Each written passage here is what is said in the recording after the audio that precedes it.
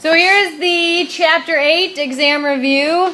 So we did the zero product rule first. Here's the answers for number 1 through 9. The ones I would pay close attention to are the ones like number 6. Do you see how there's a 3? We set that equal to 0. Well, 3 never equals 0. There's not a variable, so you only have one solution here, and it's 5. Another one that I see people mess up on a lot is where you have x equals 0 because it's already solved. You kind of second guess yourself because there's not an additional step to getting the x by itself. It's already by itself. So don't fall into that trap of second guessing what's happening. Raise your hands if you have any questions. All right, we can keep going. Here is 10 through 14, excuse me. This is the type of factoring that I believe most students struggle on. It's the GCF, greatest common factor. So first you find the greatest common factor. Then you divide each term by that greatest common factor, writing the greatest common factor in the front. And then you set each factor equal to 0 and you solve. You can see that if you have an x in every term on the left side, 0 is one of your solutions. So when you're factoring by GCF, it is very, very common to have 0 as a solution. The only time we don't is these down here where there's not an x in every term. These are also the ones that you could solve using like the old school Chapter 2 method if you wanted. So again, check those. If you didn't get a chance to do this the first time around, I would write the answers somewhere so that you at least have something to study. Get you ready for your final. Any questions?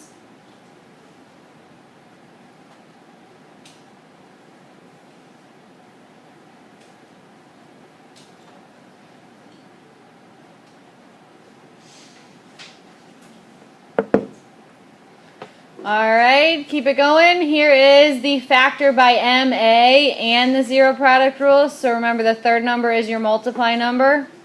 The second number is your add number. You can use your factor sheet to help you find that winning combination. Write the factors. Set each factor equal to 0 and then solve. So check those quickly. Let me know if you need anything.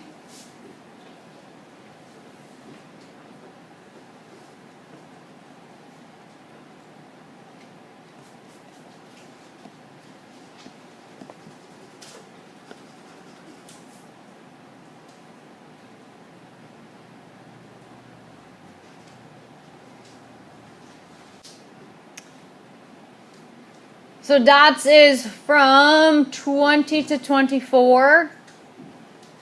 Remember that dots could be written an additional way. Let's just look at 24 for example. Do you see how positive 10 and negative 10 are both solutions?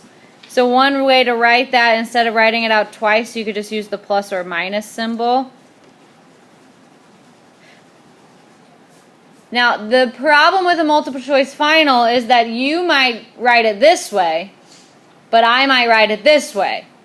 And if you don't realize that those are the same thing, you might think your answer isn't a choice.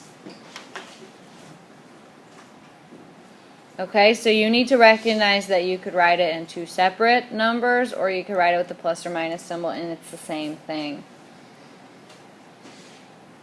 What are your questions?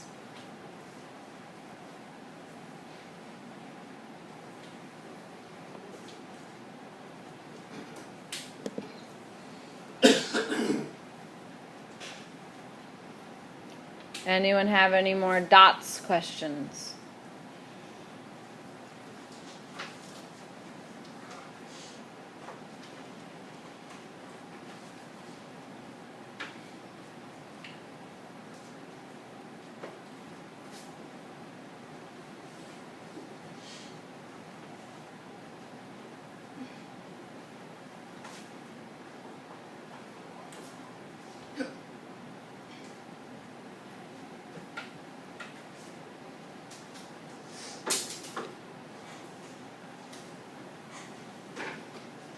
All right. And then the last section, they're all mixed up. There was one of each. I wrote it right next to the problem, what that particular problem was. So 25 is GCF. You can tell it's GCF because every term has a greatest common factor. 6 goes into both of them. X goes into both of them. GCF is actually one that I kind of arrive at by process of elimination. Like, it can't be MA, right? MA has to have 3 terms, an X squared, an X, and a constant, a regular number. It can't be dots because there's no minus sign, so it has to be GCF. Dots, they're both perfect squares, and there's a minus, difference of 2 squares. And like I said, MA has 3 terms. So, on some of the problems on the final, I will tell you what you're working with. Hey, factor this by dots, and then use the zero product rule. On some of them, I'll just say factor and use the zero product rule, and you have to be able to tell which method you're using. That is Chapter 8's review. Do you guys have any questions?